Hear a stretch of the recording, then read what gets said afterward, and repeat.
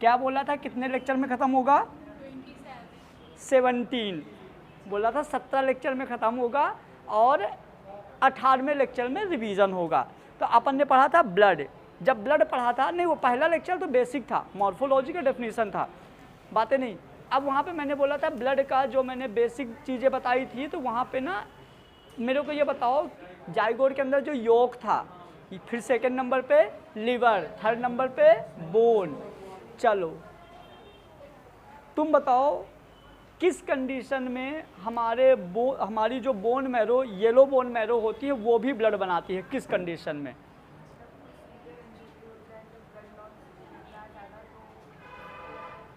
ठीक है, अब एक चीज़ और यहाँ पे हम देखेंगे थोड़ा सा ब्लड के बारे में, 2 क्वेश्चन और हम देखेंगे ब्लड के बारे में। पहला क्वेश्चन है what is the colour of blood?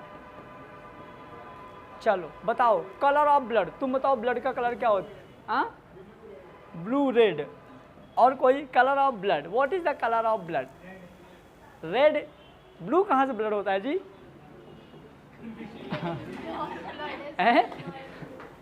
दूसरा क्वेश्चन है what is the pH value of blood? Blood की पीएच वैल्यू,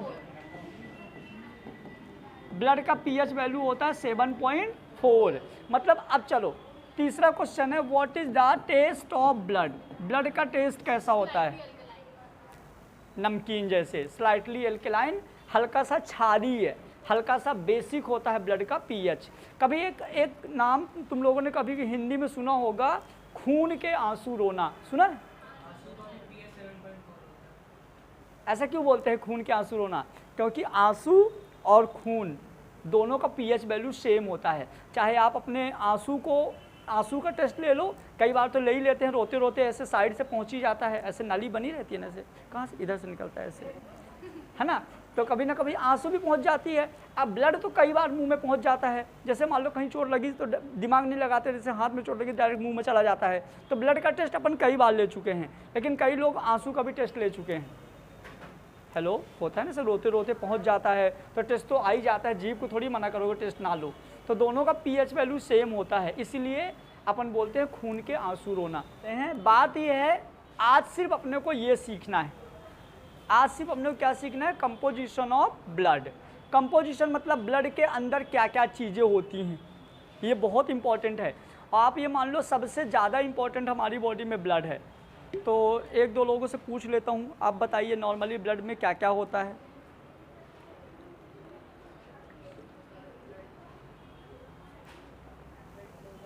अरे ब्लड फ्लो करता है, कहाँ चला जाता है? मैं पूछ रहा हूँ ब्लड का कंपोजिशन क्या है, उसके अंदर मिक्स क्या क्या होता है?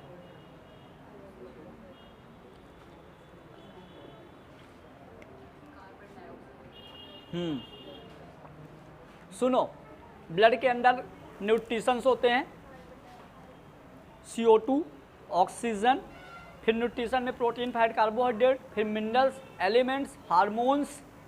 ठीक है, ये सारी चीज़ें कहाँ मिली होती हैं? ब्लड के अंदर। जो कि जैसे हम खाना खाते हैं तो उससे जो न्यूट्रिशन एब्जॉर्ब होते हैं ब्लड में मिक्स होते हैं। हम टैबलेट या मेडिसिन खाते हैं, उसका एब्जॉर्प्शन कहाँ? ब्लड में होता है।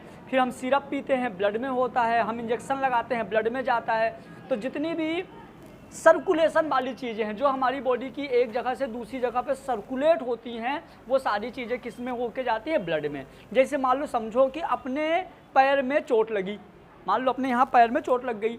अब यदि अपने पैर में चोट लग गई तो आप टैबलेट पैर से खाओगे कि मुंह से? लेकिन आप मुंह से खाओगे तो भी पैर की चोट ठीक होगी। क्यों? क्योंकि वो दवाई पहले गई डिजॉल्व होकर ब्लड में मिल गई, अब ब्लड में मिलके कहाँ चली गई? पैर तक चली गई। तो मतलब कोई भी चीज़ हो, जैसे मान लो कि जो ग्रोथ करने वाला हार्मोन्स होता है वो ब्रेन में होता है, तो क्या ब्रेन बस ग्रोथ करता है कि अपनी पूरी बॉडी ग्रोथ करती है? वो हार्मोन वहाँ से ब्रेन से कहाँ? ब्लड में मिल जाता है, ब्लड से पूरी बॉडी में सर्कुलेट होता है, पूरी बॉडी में इक्वल ग्रोथ होता है। तो ब्लड हमारा बहुत इंपॉर्टेंट है। अच्छा, ब्लड में पानी होता है कि नहीं? Liquid part. ब्लड गीला होता है क्या? अच्छा, ब्लड गीला होता है कि नहीं? एक बढ़िया क्वेश्चन आ गया, ब्लड क्या गीला होता है? हाँ या ना? गीला होता है ब्लड? निकाल के बताओ, करो गीला किसी को। क्या?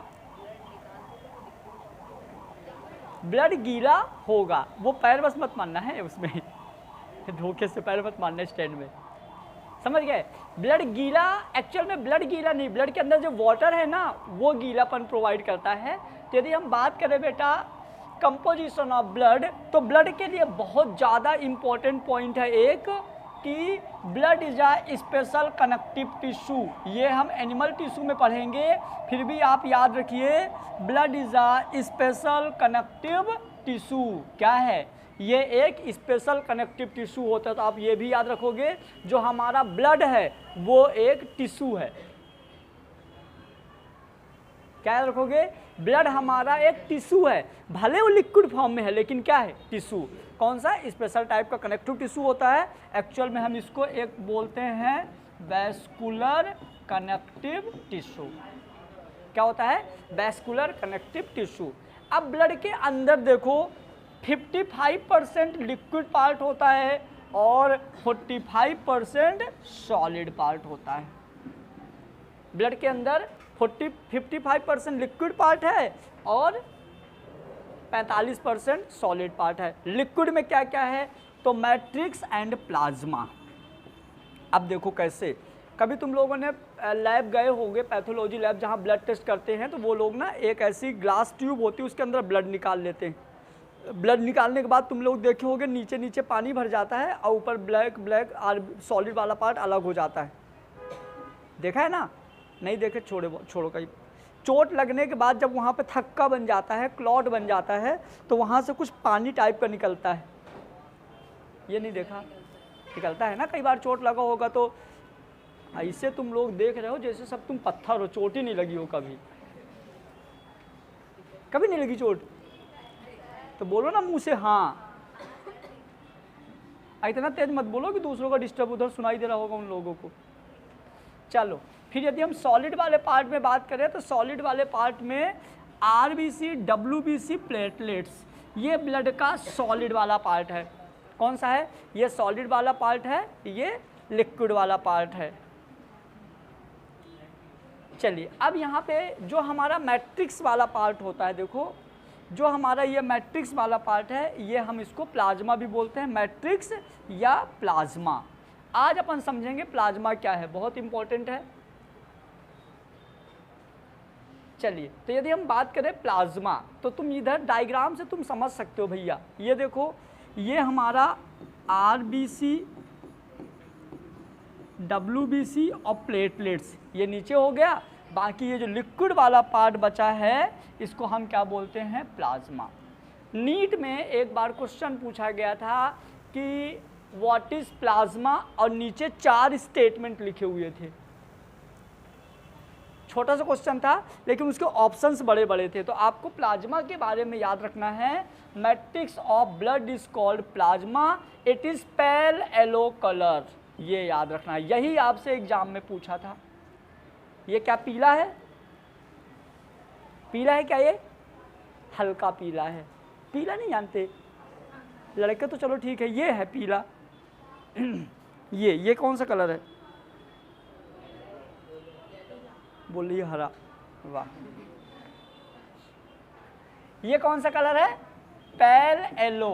तो प्लाज्मा कुछ ऐसा होता है, ड्यू टू यूरोबिलिनोजन, इसके अंदर यूरोबिलिनोजन होता है जो ब्लड का 55% का पार्ट कवर करता है। तो यहाँ से तुमको समझ में आ रहा होगा। यहाँ पे देखो ये आरबीसी है, गोल गोल आरबीसी होती है, मतलब कुछ ऐसा। ये आरबीसी है, आरबीसी की सरफेस में यहाँ पे ऐसे डब्ल्यूबीसी भी होता है। तो ये आरबीसी है, ये डब्ल्यूबीसी होता है।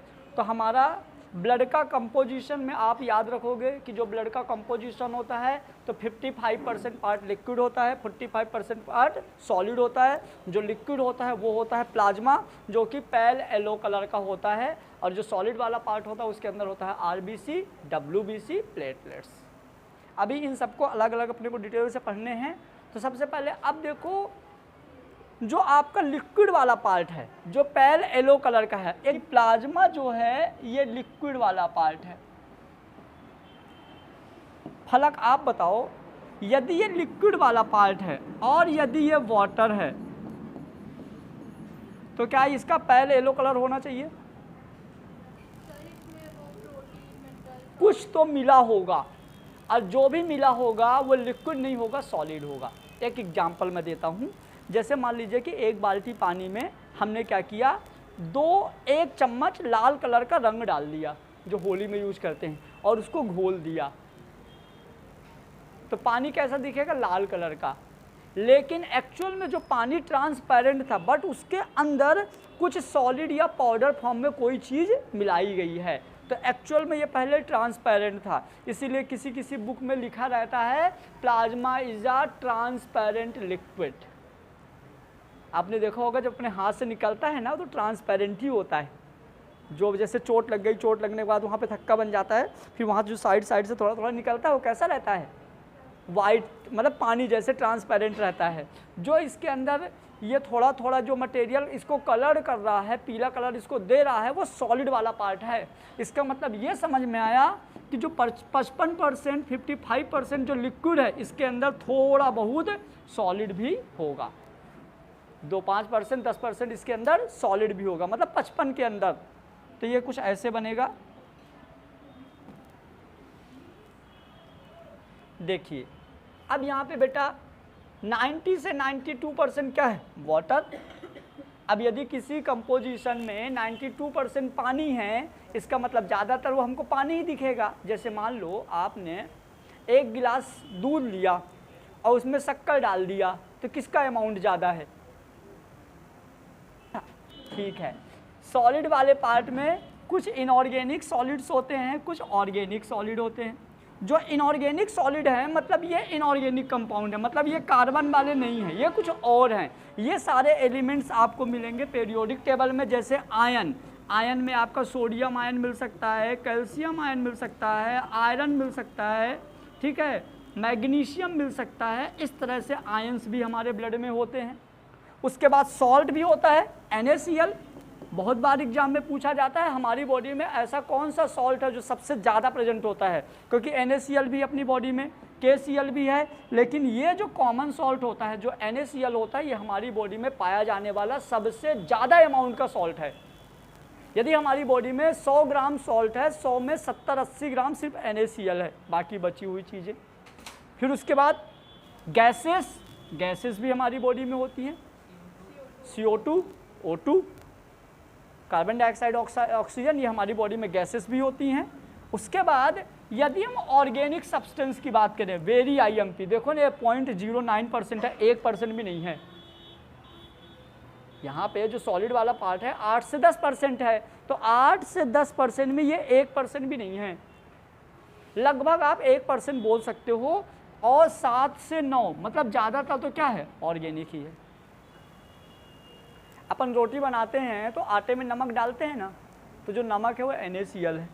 अब पूरा आटा प्रोटीन और कार्बोहाइड्रेट और फैट है। अब आटा और नमक में किसका अमाउंट ज़्यादा रहता है, दोनों का आधा आधा रहता है ना। ये बोल रही हाँ, घर में बनती रोटी घर में बनती कि नहीं, तुम्हारे नहीं बनती रोटी घर में, तो क्या आधा नमक डालते हैं, तो क्यों बोल रही हूँ हाँ, कौन नहीं, किसने बोला, मतलब जो इनऑर्गेनिक सब्सटेंस है उसका अमाउंट आधा होता है। हाँ क्या होता है, इनऑर्गेनिक सब्सटेंस बहुत कम होता है और ऑर्गेनिक बहुत ज़्यादा। किसमें, सॉलिड वाले में। वैसे बहुत ज़्यादा तो पानी है, 90 से 92% पानी है, बहुत ज़्यादा पानी है, लेकिन उस बहुत ज़्यादा पानी में मतलब यदि उसको छोड़ दें, ऑर्गेनिक और इनऑर्गेनिक, मतलब सॉलिड वाला बात करो तो ऑर्गेनिक वाला ज़्यादा है इनऑर्गेनिक वाले से। अब ऑर्गेनिक में क्या है भैया, प्रोटीन। क्या है, प्रोटीन। मैं एक यहाँ पे कुछ टर्म लिख रहा हूँ हमारी बॉडी में, मैं यहाँ पे ऐसा प्रोटीन लिख रहा हूँ, देखना मैं झूठ नहीं बोल रहा हूँ। मैं यहाँ पे लिखा प्रोटीन, और मैं यहाँ पे 3 प्रोटीन का नाम लिख रहा हूँ। आप कोई सा ऐसा चैप्टर पढ़ना या कोई सी ऐसी किताब पढ़ना जहाँ पे ब्लड टॉपिक हो। ऐसा नहीं कि मैंने बोल दिया ये तीनों तुमको मिलेंगे ही मिलेंगे और तुम जाके प्लांट फिजियोलॉजी पढ़ रहे हो, बोलो सर वो तो मिला नहीं, ये टॉपिक वहाँ पे होना चाहिए। तो प्रोटीन हमारी बॉडी में 3 तरह का होती है, एक होती है एल्बुमिन, एक होती है ग्लोब्यूलिन, एक होती है फाइब्रोजन या फाइब्रोब्लास्ट प्रोटीन भी होती है, ठीक है। तो ये एल्बुमिन। ये 3 प्रोटीन ऐसी हैं जो हमारी बॉडी में सबसे ज़्यादा काम करती हैं। अब देखो एल्बुमिन क्या काम करता है, तो हमारे ब्लड के प्रेशर को मेंटेन करता है। ग्लोब्यूलिन एंटीबॉडी बनाता है, मैंने कल एक शॉर्ट में क्वेश्चन भी पूछा था, ठीक है। उसके बाद फाइब्रिनोजन क्या होता है, फाइब्रिनोजन आपके ब्लड क्लोट करवाता है, ब्लड में जाल, जो ब्लड में जाले होते हैं ना फाइबर से, बोलते हैं सेपल खाओ तो फाइबर बहुत मिलते हैं, तो ऐसे फाइबर हमारी बॉडी के ब्लड में, तो हमारी बॉडी के ब्लड में एल्बुमिन प्रोटीन, ग्लोब्यूलिन प्रोटीन और फाइब्रिनोजन होता है। उसके बाद डाइजेस्टेड न्यूट्रिएंट, मतलब जैसे आप रोटी चावल खाए उसका डाइजेशन होगा, डाइजेशन होके कहाँ मिलता है, ब्लड में, तो वो भी सॉलिड पार्ट है। फिर वेस्ट प्रोडक्ट, वेस्ट प्रोडक्ट मतलब जैसे प्रोटीन का डाइजेशन हुआ तो क्या निकला, अमीनो एसिड्स, यूरिया, तो जो वेस्ट प्रोडक्ट होता है जो हमारी बॉडी में नहीं होता वो ब्लड में ही मिक्स होता है। अब ब्लड में मिक्स होके कहाँ जाता है, किडनी में, और किडनी से फिल्टर होके सुसु घर में, फिर वहाँ से रिलीज, समझ गए, ये होगा क्या, वेस्ट प्रोडक्ट। फिर एंटीकोगुलेंट, एंटीकोगुलेंट मतलब कि जो आपके ब्लड को क्लॉट ना होने दे, जैसे हिपैरिन। यदि आपका ब्लड आपके बॉडी के अंदर क्लॉट हो गया तो क्या होगा, अपन निपट जाएंगे ना, क्योंकि पतली ब्रेन की अपने को पैरालिसिस हो जाएगा, अटैक आ जाएगा, तो यदि ये ब्लड अपनी बॉडी के अंदर क्लॉट हो जाता है तो ये डेंजरस कंडीशन होती है। फिर डिफेंस कंपाउंड, डिफेंस कंपाउंड मतलब हमारी बॉडी में कुछ ऐसे चीज़ होते हैं जो बाहर से बैक्टीरिया आता है ना, उससे लड़ाई करने का काम करता है। डिफेंस मतलब क्या होता है, सेना, उससे लड़ने का काम करते हैं, वो भी हमारे ब्लड में ही होते हैं। उसके बाद हार्मोन्स, हार्मोन्स भी कहाँ होते हैं, अपने ब्लड में। तो इतने सॉलिड पार्ट होते हैं जो ऑर्गेनिक कंपाउंड होते हैं और हमारे ब्लड के अंदर होते हैं। अब आपको कैसे याद रखना है, तो आपको याद रखना है सबसे पहले कंपोजिशन ऑफ ब्लड में there are 2 types, liquid and solid. Liquid contain 55%, solid 45%। फिर लिक्विड वाला पार्ट होता है प्लाज्मा, जो कि प्लाज्मा 2 तरह का होता है, वाटर एंड सॉलिड। वाटर जो होता है वो 92% होता है, 90 से 92%। सॉलिड कितना होता है, 8 से 10%। फिर सॉलिड में क्या क्या होता है, इनऑर्गेनिक और ऑर्गेनिक। जो ऑर्गेनिक वाला पार्ट होता है वो 7 से 9% होता है, इनऑर्गेनिक परसेंट क्या होता है, इनऑर्गेनिक 0.9%। तो इनऑर्गेनिक में क्या क्या रहेगा आपका, आयंस, सॉल्ट और मिनरल्स या गैसेस। उसके बाद उधर पे क्या रहेगा आपका, ऑर्गेनिक वाले में प्रोटीन रहेगा, डाइजेस्टिव न्यूट्रिएंट रहेंगे, वेस्ट रहेगा, एंटीकोगुलेंट रहेगा। और तो आरबीसी का, जैसे आरबीसी जो अपने को दिखती नहीं है उसका साइज होता है 7 माइक्रोमीटर। कितना होता है, ये 7 माइक्रोमीटर साइज होता है। जैसे मान लो बोन मैरो के अंदर, बोन मैरो के अंदर आज अपनी आरबीसी बनी, कितने दिन तक जिंदा रहेगी, 120 दिन तक। 120 दिन बाद आरबीसी की डेथ हो जाती है, समझना। ये 120 डेज बाद ये मर जाती है। अब बात ये आती है कि जब ये आरबीसी की डेथ हुई तो आरबीसी मरेगी तो इसकी बॉडी टूटेगी ना, जैसे आरबीसी मरी तो इसकी बाहर की लेयर टूट गई, इसकी बाहर वाली लेयर टूट गई, ब्रेक हो गई, तो इसके अंदर जो हीमोग्लोबिन है वो बाहर निकलेगा ना। आरबीसी जब मरेगी तो अंदर का हीमोग्लोबिन बाहर नहीं निकलेगा, क्योंकि आरबीसी की लेयर ब्रेक हो गई। जब इसकी लेयर ब्रेक हो गई तो इसके अंदर जो भी मटेरियल है ब्लड के अंदर, क्या क्या मटेरियल होता है, देखो आरबीसी के अंदर हीमोग्लोबिन होता है, आरबीसी के अंदर गैसेस होती हैं, आरबीसी के अंदर प्रोटीन होता है, और हमारी जो ब्लड है, सबसे मज़े की बात तो ये है, तुम लोगों को शायद पता होगा, ये आरबीसी जो है रेड कलर की है। लेकिन एक बात बताऊं, इस रेड कलर की ये जो मेम्ब्रेन है, अभी हम इसको बोलेंगे आगे, इसको डोनर मेम्ब्रेन बोलते हैं, बाद में पढ़ेंगे, इतना लेवल में मत जाओ। तो जो आरबीसी एक ऐसा मतलब गोल गोल कुछ बॉल टाइप का होता है, समझे, हाँ ऐसे जैसे कचौड़ी होती है, कुछ ऐसा होता है आरबीसी। अब आरबीसी के जो बाहर की जो लेयर है ना वो ट्रांसपेरेंट है, जैसे गुब्बारा नहीं होता है ऐसे ट्रांसपेरेंट है। इसके अंदर क्या करते हैं, लाल कलर का मटेरियल भर देते हैं, तो हमको बाहर से कैसे दिखती है, वाह यार मज़ा नहीं आया ना, भयंकर गधे बच्चे भाई मैं बोल रहा हूँ आरबीसी की जो लेयर है वो ट्रांसपेरेंट है, ट्रांसपेरेंट, आर पार दिखे, समझ गए, ये ट्रांसपेरेंट है। अब इसके अंदर आपने क्या डाल दिया, हीमोग्लोबिन। इसके अंदर आपने डाल दिया हीमोग्लोबिन। अब ये जो हीमोग्लोबिन है ना, हीमोग्लोबिन रेड कलर का है, तो बाहर से देखने में हमको ट्रांसपेरेंट नहीं दिखेगा। समझ में आया? नहीं आया? थोड़ा सा आया? बहुत बढ़िया। अब मैं नहीं पढ़ा सकता, इतना मतलब बस बहुत है, समझ गए? तो अब ये जब मरेगी तो इसके अंदर का मटेरियल बूम से बाहर निकलेगा। अरे जब बाहर की लेयर टूटेगी तो अंदर की चीज़ बाहर निकलेगा ना। कोई वीडियो देखेगा तो पता नहीं क्या क्या बोलेगा।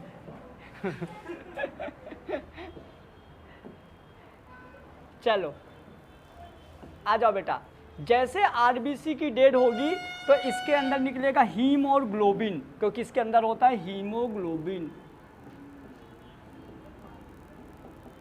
आरबीसी के अंदर क्या होता है? हीमोग्लोबिन। तो टूटेगी तो निकलेगा हीम और ग्लोबिन। जो हीम है वो एक्चुअल में आयरन और पोरफायरिन होता है। क्या होता है? आयरन और पोरफायरिन, जो कि कुछ येलो कलर का होता है, कुछ ग्रीन कलर का होता है। जो ग्रीन कलर का होता है ये क्या लिखा है? वो होता है बिलुवर्डिन, और येलो कलर वाला होता है बिलुरुबिन। कंफ्यूज मत होना, बिलुरुबिन बिलुवर्डिन। जो बिलुवर्डिन होता है ये यूरोबिलिनोजन के प्रेजेंस में किसको कलर प्रोवाइड करता है? प्लाज्मा को। और जो बिलुरुबिन होता है ये स्टेरकोबिलिनोजन के प्रेजेंस में किसको कलर देता है? स्टूल को। समझ गए? तो ये होता है हमारा जब आरबीसी टूटती है। चलो, जो मैंने अभी बताया था ना कि जैसे इनऑर्गेनिक में क्या क्या होते हैं? आयंस। तो इनऑर्गेनिक में कौन सा ion? Sodium ion, potassium ion, chlorine ion, carbonate ion, sulphate ion, phosphate ion. Clear? यहाँ पे क्लोरीन आयन सोडियम आयन से ज़्यादा होता है, याद रखिएगा।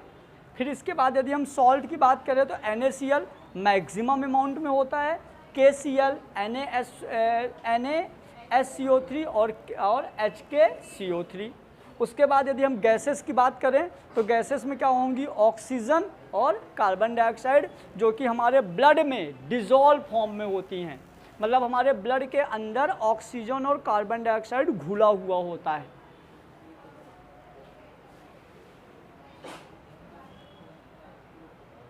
चलो अब देखेंगे बेटा अपन ऑर्गेनिक में पहला प्रोटीन। प्रोटीन में पहला क्या आएगा? एल्बुमिन। क्या आएगा? Maximum in body. अभी मैंने एक और क्वेश्चन पूछा था, एल्बुमिन और ग्लोब्यूलिन का रेशो शॉर्ट में डाला था कि 2:1। आओ देखते हैं। मैक्सिमम इन बॉडी, हमारी बॉडी में बहुत ज़्यादा होता है एल्बुमिन, क्योंकि हमारा ब्लड प्रेशर हमारी बॉडी के हर जगह मेंटेन करता है, इसलिए पूरे ब्लड में डिस्ट्रीब्यूट होता है एल्बुमिन। दूसरा है store and synthesise in liver, जो कि कहाँ सिंथेसाइज होता है? लीवर में। फिर स्मॉलेस्ट प्लाज्मा प्रोटीन, साइज छोटा होता है, क्वांटिटी नहीं, साइज। फिर हाइड्रोस्कोपिक इन नेचर, हाइग्रो नहीं है ये, हाइड्रो है। हाइड्रोस्कोपिक इन नेचर, जो कि वाटर में घुल जाता है। हाइड्रो मतलब पानी होता है ना। फिर इसके बाद maintain blood colloid osmotic pressure, जो कि क्या मेंटेन करता है? Blood colloid osmotic pressure. कैसा होता है ब्लड कोलॉइड ऑस्मोटिक प्रेशर? यदि हम बात करें तो ये अपनी मान लो आर्टरी है, मान लो ये अपनी आर्टरी है। आर्टरी के अंदर भरा हुआ है ब्लड। क्या भरा हुआ है? ब्लड। और ब्लड में बीच बीच में ये डॉटेड डॉटेड डॉटेड डॉटेड, ये है albumin protein.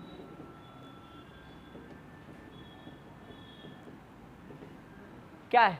Albumin protein. Clear? अब सुनो, ये जो एल्बुमिन प्रोटीन है ये क्या करता है? जो आर्टरी की वॉल होती है ना, आर्टरी की जो वॉल है, अब यहाँ पे ऐसा होगा, जो एल्बुमिन प्रोटीन है वो एक प्रेशर क्रिएट करती है जो आर्टरी की वॉल में अंदर साइड लगाती है ये, और आर्टरी की वॉल इसमें एक प्रेशर क्रिएट करता है जो इसको अंदर लगाता है। अब देखो, एक अंदर से प्रेशर आ रहा है, एक बाहर से प्रेशर जा रहा है, एक इधर से आ रहा है, एक इधर से आ रहा है, इधर से प्रेशर, इधर से प्रेशर, तो ये ऐसे चला जाता है। इस वजह से हमारा ब्लड इधर जाता है। समझ में आया? क्योंकि आर्टरी में वॉल्व तो होते नहीं, फिर भी ब्लड बहुत तेज़ बहता है, तो ये इसका यही रीजन है बहने का। ये एल्बुमिन का फंक्शन हो गया। क्लियर? आगे फिर हम बात करें बेटा ग्लोब्यूलिन। ग्लोब्यूलिन का फंक्शन क्या होता है? In blood albumin globulin ratio is 2:1। ये क्वेश्चन आपके नीट में और MPPMT में सब में आ चुका है। इसके मैं 2-3 शॉर्ट भी डाल चुका हूँ यूट्यूब में, एक अभी डाला था, एक पहले भी डाला था। मैंने पूछा था what is the ratio of albumin and globulin, बच्चा 1:2 बोल देता है गलती से, लेकिन याद रखना पहले एल्बुमिन है तो एल्बुमिन ग्लोब्यूलिन का डबल होता है। यदि हमारी बॉडी में 20 ग्राम एल्बुमिन है मतलब 10 ग्राम ग्लोब्यूलिन है। फिर secretion and synthesise in liver and lymphoid organ. Lymphoid organ मतलब वो वाले ऑर्गन जो एंटीबॉडी बनाते हैं। उसके बाद destroy the poisonous chemical and kill the virus and bacteria, मतलब हमारे ब्लड के अंदर जो जहरीली चीज़ें रहती हैं उसको डिस्ट्रॉय करता है, साथ में वायरस और बैक्टीरिया को मारता है। कौन? ग्लोब्यूलिन। कौन?